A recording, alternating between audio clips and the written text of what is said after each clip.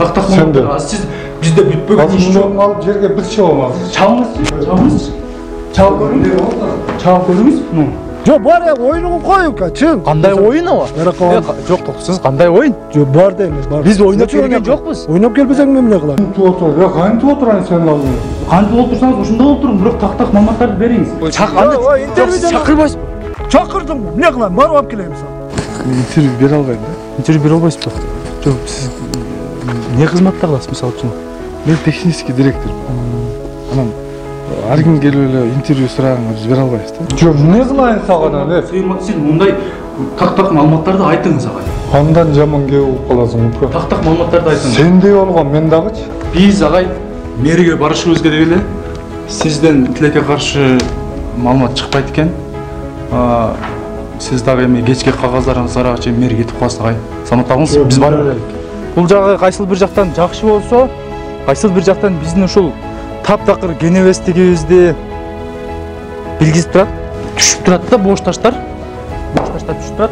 Эгер могул сыяктуу таштар ушу үстүнөн түшүп келип, кимдир бирөөгө тие турган болсо, адам өмүрү деле кыйылып калышы эртке эмес. Кыйчырген. Негизи ушу кылымды курулуш деген тууралуу экен. Жок, ийне менен кулуп калсамай экен. Эки адам кирет ичине. Эки адам кирип. Эки адам чыккандан кийин да эки адам кирет. Өйдө жалаңышпайсыз. Көрсө ушинтип техникалар айлап ушинтип жата бергенден улам анан курулуштагы ушу жылдап бүтпөй тура берет экен да.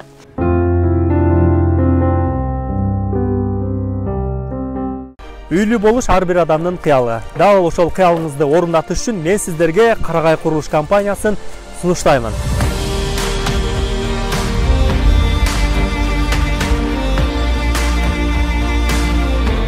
Эмне себептен деп ойлонушуңуз мүмкүн. Анткени бул курулуш компания акыркы үлгүдөгү жабдуулар менен курулууда.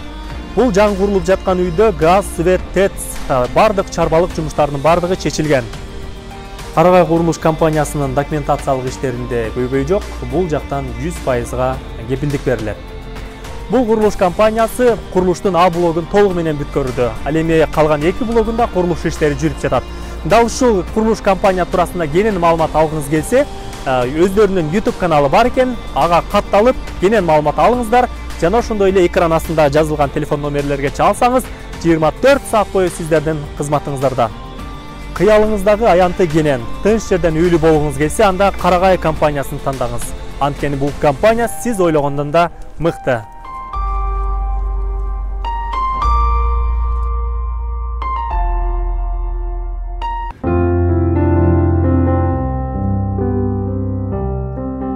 Канча 1000 гектар жер эчтеме отургузулбай, эчтеме жасабай ушундай болуп жатат да. Мына көрүңүздөр, ток кыркаларынан бери мынандан ары дагы ушундай долина дейт. Где-то бир 30-40 километр ушундай долина экен да. Кеткен долина дейт. Мына тиги эмеге чейин да. Көзүң талыйт да. Буягын болсо мынаяка чейин. Ушулардын бардыгы эмне? Тегиз эле бош жатат экен да. Эч нерсе эгилбейт экен, эч нерсе жазалбайт экен. Мынанда бир куураган бир каражыгач турат, одон башка эчтеме жок экен да. Мынанда болсо суу жатат. Мелтиреген суу жатат. Бул сууну кийин пайдаланат. Кыргызстанда миңдеген гектар түз жерлер өздөштүрүлбөй, кайрак болуп алегиче иштетилбей келет. Биз жер иштетүү боюнча тоодорду өздөштүрүүгө экен. Кытай сыяктуу өлкөлөрдү мындай коелу, коңшу Өзбекстан, Тажикстан менен да тең албай келебиз. Союз учурунда каналдар казылып, миңдеген гектар жерлер өздөштүрүлүп, кайрак айдоолорго суу чыгарылган болбосо, эгемендүүлүк алгандан кийинки жылдары канча канал казып, канча гектар кайракы жерге суу чыгардык. Эгемендүүлүктөн берки жылдардагы казылган каналдарды эсептесек, бармагыбызда толук жумулбай калса керек. Дал ошол эгемендүүлүк жылдары казылып жаткан каналдардын бири бул Аксы районундагы Актерек каналы. Аталган каналды казуу иштери алгач 2008 жылдары башталып, бирок кийинчерээк токтоп калган. 2018 жылдан тарта казуу иштери жанданып, учурда жүрүп жаткан чагы. Бул каналда ач-алаң ачык жерлер эмес, жер астынан өтүүчү өтмөктөр да бар. Бирок бир нече жылдан бери казылып жатканына карабай, аталган өтмөктөрдү казуу иштери бүтпөй жатат деп жергиликтүүлөр нааразы болууда. Ал эми казып жаткан тарап бул жерде иштөө өтө татаал болгондуктан казуу иштери бир нече жылга созулуп кетти дешет. Канча жылдан бери курулуп атат бул канал? 18 келгенбиз, шундай башталган да. 18-жылдан бери курулуп атат. Негизи азыр канча километр казылды? Билесизби? Болжол, болжолду. 700 метрден ашыктап атканчы. 1 километрден. 1 километр дейби ошондой. 1 километр. 1 километрден ошо 5 жылдан бери бүтпөй атабы. Бүтпөйт, кыйынчылык экен да. Негизи ошо курулуш деген тууралуу экен. Жок, ошо ийне менен кузук каскандай экен. 2 адам кирет ичине. 2 адам кирип, 2 адам чыккандан кийин да 2 адам кирет. Ой жалаң специалисттер, анан жөнөкөй эле адамдар кирбейт да. Атайын специалисттер өстөрүчү. Ошолор киришет. Азыр ушул туннелди эме канча пайызын казып коюштур? Маалыматыңыз барбы? Şu 2 bir jarım kalıp koygun. Жарымын? Өзü bilmem kança kendi. Тоннелди казып жаткан тарап бул жерде казуу иштеринин бир нече жылдан бери бүтпөй жатканын, мындай иштөө өтө татаал болуп жаткандыгы менен байланыштырууда. Бирок биз аталган жеринен көрүш үчүн дал өзүнө барган учурда татаал жерде кыйналып да, кыйналбай да, жөнөкөй да иштеп жаткан бир дагы жумушчу көрө алган жокпуз. Бул менин артымда турган Актерек каналы деп аталат. Ушул Актерек каналынын жердин түбү менен туннел аркылуу өтүүчү жайы, ушул туннелдин жалпы узундугу 1 километр 200 метр деп атат. Ушул 1 километр 200 метр туннел бир нече 5-6 жылдан бери казылып бүтпөй жатат экен. Ал эми ушул жумушчулардын айтуусуна караганда, ушул туннелдин 5-6 жылдан бери казылып бүтпөй атканын себеби бул жер өтө тар болуп, жумушчулар аз жумушчу кирип, мындай иштөө өтө кыйын болгондуктан ушул курулуш иштери бүтпөй атат, казуу иштери бүтпөй атат деп атышат. Бирок бул канчалык деңгээлде маанилүү? Бул канал эгер казылса, Аксы районунун бир нече гектарлаган кайракы жерлерин мондай сугат жер кылууга мүмкүнчүлүк жаралат. Ал эми ошол бир нече миңдеген гектар жерлер сугат жер болгондо, дыйкандар үчүн өтө чоң мүмкүнчүлүк жаралат дагы. Жанагы жумушсуздук айынан Россияга, башка тараптарга миграцияга кетип аткан бир топ жаштарды кырмап калууга, аларды ушул акча табуу, дыйканчылык менен тиргелик кылуу бир мүмкүнчүлүктөрү жаралат. Учурда бул жерде азыр эч кандай жумушчулар көрүнбөйт. Туннелдин азыр дээрлик жарымын казып бүттүк деп атышат. 2018-жылдан бери эсептегенде 5 жыл.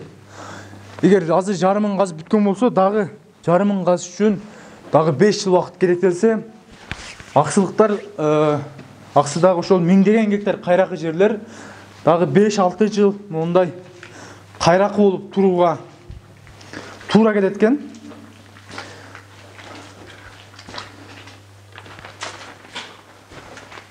Бул жер азыр абдан жаман, ылай жол. Биз баткакты гана кечип баратабыз. Мунун ичиндеги дагы ушул бир аз курулушту жүргүзүп аткан тараптар ушул ички жолдоруну да бир аз, туннелдин ичине бир аз тазалап алса, жумушчуларга ыңгайлуу болмок. Урматтуу көрүүчү, бул ушул туннелдин ичи, моңуңарсыңар, могул жактарда жанагы бетон менен моңундап бүттүгөр эткен дагы. Нол жерлери ачык. Бул жер мисалы үчүн бардыгы адамдар үчүн, бул жерде иштеген жумушчулар үчүн өтө кооптуу. Мисалы үчүн нол сыяктуу таштар түшүп турат да, бош таштар түшүп турат. Эгер нол сыяктуу таштар ушу үстүнөн түшүп келип, кимдир бирөөгө тие турган болсо, адам өмүрү деле кыйылып калышы эч кеп эмес. Өтө кооптуу. Ушул жактагы коопсуздук чараларын эске алышкан эмес. Электр энергиясын кандайдыр бир бөлүп берүүчү кандайдыр бир каражат экен. Бул каражат азыр жерде жатат. Анан бул жакка кайсыл бир мезгилдерде суу топтолсо, бир замкания болуп бул жерден өрт чыгып кетпейт деп дагы кепилдик бере албайт эч ким. Нуундагы турганын канчалык адистер билет, канчалык деңгээлде ушул жерде туруш туура, жерде турат. Бул жерге суу келип замкание болсо, бул жерден өрт чыгып кетиши деле мүмкүн. Ушул бир нече жылдан бери курулуп жатканынын себеби ушул. Бул жерде тар экенин айтышты да, бирок биз айтып кетелик. Бул жерде тар иште кыйын болгондон сырткары дагы өзүбүздүн дагы билинбеген кемчиликтерибиз бар. Себеби бул жерде биз азыр келген учурда бир дагы жумушчуну таба алган жокпуз. Монтип эле бат шаймандар ачык жатат. Мына көрсөңүздөр болот. Моул сыяктуу бүт шаймандар ачык жатат. Балким мында жан адам жок болуп, жумуш жүрбөй жаткандыгына жөөлүү себеп болгон чыгар деп маалымат калыс болуусу үчүн казуу иштерин жүргүзүп жаткан тараптан интервью алууга аракет кылдык. Бирок бул аракетибизден майнап чыкпай, андагы жетекчилерди мындай кой, жөнөкөй жумушчулары да интервью берүүдөн баш тартып, жандарына жакын жоотушпады. Жо бар оюнун коюп чын. Кандай оюн ава? Жок, токсуз кандай оюн? Жо бар дейм, бар. Биз ойноп келген жокпуз. Ойноп келбесең мен эмне кылам? Биз ойноп келген жок. Мен кайф менен тартып чыгарып келди. Кой ука, мен жаман адам. Наракка барып турушуп. Жо, биз ойноп келген жокпуз ава. Биз сизни тамашташкан келген жокпуз. Биз мындай азыр жаман болосуң ука. Бар оюнагына бар. Менен жогот наракка. Биз иш менен келдик. Жашы экенсиң, баламана мен кичине экенсиң. Жок, ава мындай. Неме тийбе, бар оюнакка бар де. Биз иш менен келдик дейм, ой. Келсең бар оюнакка. Жаман болосуң. Биз иш менен келдик. Түшүнөсүзбү? Жок, сен Биз ойноп келген жокпуз. Кой, бер жериң азыр жаман болосуң ука. Кой. Бирек суроо бересиң эле жооп берип койбодусуз да. Бар, шефтерден ал сен интервьюну. Теле ушундай эле рабочий. Интервьюден чакырбайсызбы? Чакырдым, эмне кылам? Барып алып келейин сага. Жок, сиз андай, мен сизге жаман сөз сүйлөгөн жок. Сиз ачууланбасаңыз. Сен сүйлөбөй эле кой. Сиз ачууланбасаңыз, мен сизди бир нерсе деп атамбы же бир нерсе күнү. Мен атым Рыспай экен. Сиз бул жерде инженерсизби? Биз азыр ушул эме боюнча, канал боюнча материал жасап аттык эле. Ошол материал ким жөнөттү силерди? Биз эч ким жөнөткөн жок. Биз өзүбүз эле келдик. Бул жакта ушу Кайсы пресса? Мен интервью бере албайм да. интервью бере албайсызбы? Жок, сиз эмне кызматта кыласыз, мисалы үчүн? Мен технический директормун. Анан ар ким келип эле интервью сураганга биз бере албайбыз да. Ошентип мындагылар жарытарлык маалымат айта албаган соң, Аксы районунун акиминин эшигин каккылап, бирок аны ордунан таба алган жокпуз. Буга байланыштуу акимдин орун басарынан маалымат сурап көрдүк. Өзүнө келет десек, аким жок экен. Бизде муну сиз эми орун басар катары өзүңүздүн деңгээлиңизде жооп бере бериң. Ак терек каналы боюнча. Ак терек каналы ушу мага аксылтар айтышты, канча жылдан бери курулуп атат, канча миллиондогон каражаттар бөлүндү, бирок бүтпөй келет дейт да. Азыр ушул канал боюнча сизде маалымат барбы? Канча километр казылыш керек, канча километр казылды, канча жылда бүтөт? Почти мындан бир 10 жыл мурда башталган экен. Мындай айтканда ашар жолу менен. Алгачкы башталышы бир кичине бир жанагындай кичинекей каражат менен башталып токтоп туруп калган. Ondan keyin hiç kim көңүл бурган эмес. Буну багы көпкө созулуп кетти деп аткан ошо да. Негизи канча километр казылыш керек ал? Ал жер казылыш керек. Так. Толук маалыматты эметпей турсаң анан. Жок, биз 40 коебуз, неме болот? Карап алайын дейм. Жок, карай берме. Карай берме, эч нерсе жок.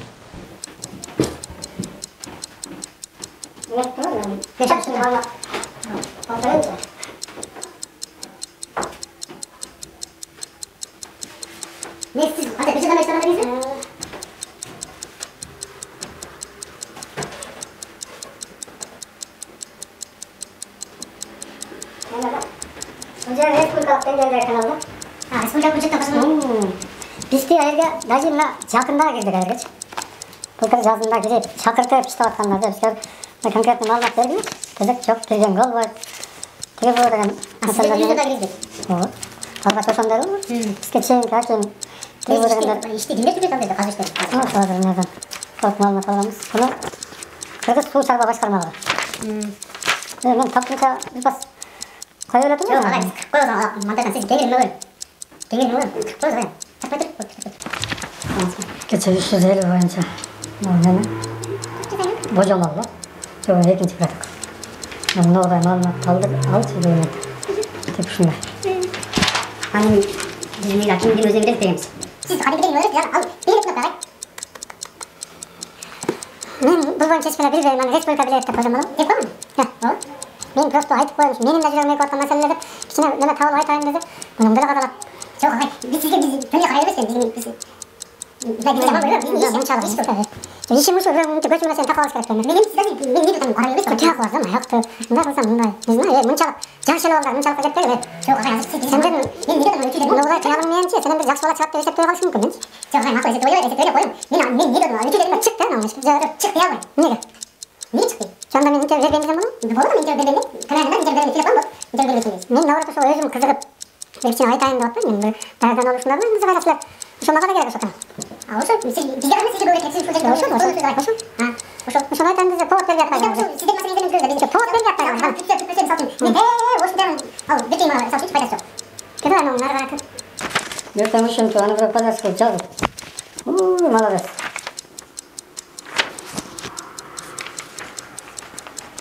Yok hayır ne de siz bize umurum.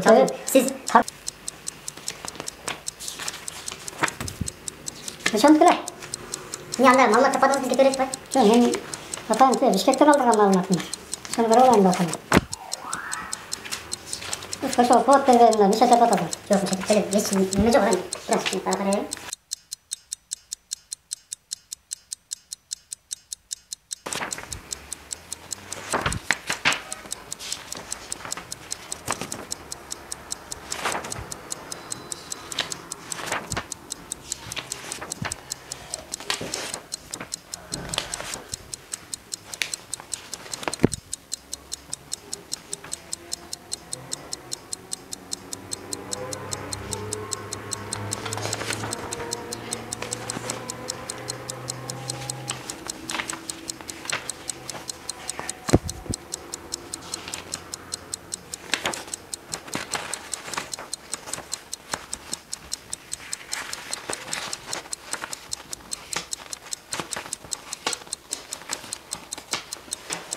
Nişan var. Şimdi soğan dışı ben bir karamış kalı otu var işte.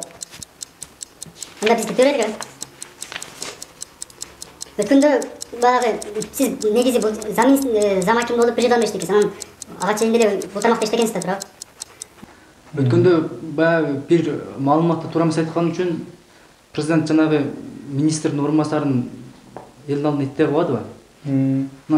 Сіз де қазір ошоға ұқсап маалымат таппай отырасыз да. Мысалы үшін бұл тармаққа жаңы келсеңіз мен түсінетілем. Көп жылдан бері іштесеңіз, анан bir канал туралы қазір 10 минуттан бері маалымат таппай атасыз. Біздің дағы уақытыбыз бар ағай. Мен сізді сыйлап ағай деп тұрамын, жашыңыз сыйлап. Бізге қарата мамилеңізде де мындай мемлекеттік қызметкердің этикасына жатпаған мамиле болып қалды. Эми мындай да. Сіз өзіңіздің ішіңізде тура билип, баягы өзіңіздің аймағыңыздағы мәселені тақ айтып берсеңізші, мен сізге еш нәрсе дей албайт элем. Биз ағай мэрге барышыбыз керек эле. Сізден тилекке каршы маалымат чыкпайт экен. Сіз дагы эми кечки кагаздарын зарага чейин мэрге кетип каласыз ағай. Саламаттыгыңыз, биз бара берелик. Ошентип акимдин орун басарынан түзүгүрөөк маалымат уга албай, аксыда дагы бир күн калууга туура келди. Эртеси күнү акимди кайрадан өз ордунан таба албай, Бирдалы мырзага кайрадан келдик. Бирок аябай эле маанилүү кишилер менен өтө эле өзөктүү темада сүйлөшүп жатканды айтоор кабылдамадан кайра кайтууга туура келди. Биз азыр Аксу район мамлекеттик администрациясынын башчысынын акимдин биринчи орун басары Мырзагулов Бердалы Жумабековичтин ушул кабылдамасында турабыз. Биз мындан алдыңкы видеодо көрдүңүздөр, бул кече күнү болчу. Кече күнү биз Актирек каналы тууралуу Бердалы мырзадан бир топ маалыматтар сураганда, ал өз кагаздарын жарым саатка жакын убакыт карап, эч кандай маалымат таппай койгон эле. Бүгүн биз эми андан бери даярданып алгандыр, маалымат таап алгандыр деп келип, ушундай жакшынакай маалыматтарды угуп кетели десек, жарым сааттан бери кабылдамасында турабыз. Бизде тилекке каршы кабыл алган жок, айтор тоготподубу, кенебедиби, же дагы деле маалыматы жокпу. Биз ушинтип кайра ушул кабылдамадан кайтууга аргасыз болдук. Биз калыстык үчүн жергиликтүү бийликтен маалымат алууга дагы бир жолу аракет жасап көрүүнү туура таптык. Ошентип акимдин орун басарына ошол күнү түштөн кийин эми бошоп калгандыр, кече таппаган маалыматын тактап алгандыр деген үмүт менен кайрадан келдик. Урматтуу көрүүчү, терең маани бериңиз. Биз болгону бир кичинекей маалымат үчүн акимдин орун басарына 3 жолу келип жатабыз. Биз кечеги маселе боюнча анан biz эми кече бир аз маалыматтарыбыз чок болуп калат, андан бери маалымат топтоп алгандыр деп келдик. Мындай коеюн. Биз немеге бардык? Каналга бардык, тоннелди көрдүк. Сиз кандай бир аз маалымат алып алдыңызбы? Кече маалыматым жок деп. Актерек каналы ишке кирсе, коштоого өткүзөбүз. Примерно мындай ошого иш башталып аткандагы алдын ала маалымат боюнча 4000 гектар жерди суга айлантабыз деген проекти да бар. Жанагы туннел бир 2 чакырымга жетпеген, 1 чакырымдан бир аз көбүрөөк туннел экен. Ошол жерде эми бир топ жылдан бери, ошол 5-6 жылдан бери бүтпөй атат экенбиз. Анан неге бүтпөй атабыз деп биз барсак бүгүн ал жерде бир дагы курулушчу жок. Сиз кече айтпадыңызбы, жана иштөө өтө тар, ыңгайсыз деп. Эми кайсы бир деңгээлде болушу мүмкүн. Бирок менин оюмча ошону башка бир кытайлык компаниялар курганда 1 жылда эле тешип өтүп кете беле дейм да. Биздикилер баягы ныксырап, ишке албетте чыккан үчүн эле бүтпөй атат окшойт. Азыр мындай болуп атат. Ал боюнча мен кече деле айтмакмын. Просто мен айттым кече сага мындай. Балам менен теңизим. Просто адамгерчиликтен болуш керек анан өтө эле үнөтпеш керек да. Жок, бүтпөгөн иш жок. Сиз бүтпөгөн иш жок. Сиз катан бери мисалы үчүн бизге мындай моралдык сабак өтпөй эле коюңуз. Сиз өзүңүздүн берген суроолорго жооп бериңиз. Мен Жантабековке суроо берсем, сиз монтип олтурасыз. Монтип таш жооп бериң. Биз дагы азыр башка жака бара турган жерлер жок. Сага эмне туруп жооп берейинби? Туруп жооп бербейм, таш жооп бериң. Таш жооп бериң. Сиз азыр мен карасам, мен сиз чоң кишисиз, унчукпай эле койдум. Сиз монтип алып олтурасыз. Жок, эмне кылайын сага? Сиз мындай так маалыматтарды айтыңыз агай. Андан жаман кеп каласың ука. Так маалыматтарды айтыңыз. Сендей болгон мен дагычы. Так маалыматтар. Сиз бизде бүтпөгөн иш жок. Азыр алып жерге бир чабамыз. Чабыңыз. Чабып көрүңүз. Чабып көрүңүз. Эмне деп атасың сен? Мен не деп атам? Мен так маалыматтарды бериңиз деп атам. Түйеле мен туотур. Я кантип отурайын сенин алдыңда? Кантип отурсаңыз ошондой отуруң, бирок так маалыматтарды бериңиз. Сиз азыр бүтпөгөн иш бар бекен ананы. Сиз отур, мен айтып бүтпөгөн иш десеңиз агай, бул жерде миң деген эл. Неге тиги удостоверение ушинтип агай, миң деген эл бүгүн кайракы жерде эгине калбай, эгини жок олтурат. Сиз ушуну мындай кабинеттен чыгып ушуну билесиңерби? Мен билгенимен айтып атам. Сиздин билгениңизди көрдүм агай мен. Мен ар бир метрин билем максимум керек болсочу. Азыр бул эми кандай жок, бүтпөгөн жумуш бар, бүтөт да дейсиз. Сиз элдин алдына кантип ушинтип айтасыз? Мен аким болгондо билбейм. Уксаң мына ошо каналчы, ошо канал. Кыймылдабай калган. Канча жылдан бери кыймылдабай. Даже ичине адам киргизген эмес. Мына былтыркы эле биз барып кирдик. Эмне үчүн биздин территорияны биз билбешибиз керек? Эмне үчүн андай болуш керек деп. Барып билип, мына ошол жерде иш кандай жүрүп атат? Көзүбүз менен карап отурдук. Мына күзүндө келип жер ажыратып берели деп атат. Андай иш болбойт. Өзүбүздүн кеңеште айттык. Силер бир жагынан кирип, бир арага немени минтип, чукулап отура бербестен давай боковойдон жарып киргиле. Биздин бул жерде акимдин орун басары менен болгон келишпестигибиз кыскача TikTok социалдык тармагына жарыяланган. Анда орун басар тарапка да, биз тарапка да бир топ сын пикирлер айтылган эле. Сиз бир эле маалымат үчүн 3 жолу райондук администрацияга келсеңиз, урматтуу көрүүчү, ишенип коюңуз. Анда да жетиштүү жол албай жатсаңыз, сизде да дал ушундай эмоция жаралмак. Бирок биз калыстык үчүн айтып койгон. Бердалы мырза менен дароо эле түшүнүшүп кеткенбиз. Мындан башка эфир ичинде да, сыртында да келишпестик болгон эмес. Анан биз кыргыздардын ушунчалык мындай кеңпейил экенибизди, эч нерседен камсанабаганыбызды могордан эле билсек болот. Мул техникалар ушул жерде иштеген бир өтө керектүү ушул тоннелдин ичинен казылган топуракты алып чыккан техника экен. Бирок монтип эле эң талада эч ким жок. Мындай эң эркин таштап кетип кала берет. Эми албетте бул ошо биздин кеңпейилдигибизден кабар берет. Эч ким тийбейт экен. Бул жагы кайсыл бир жактан жакшы болсо, кайсыл бир жактан биздин ушул таптакыр кенебестигибизди билгизип турат.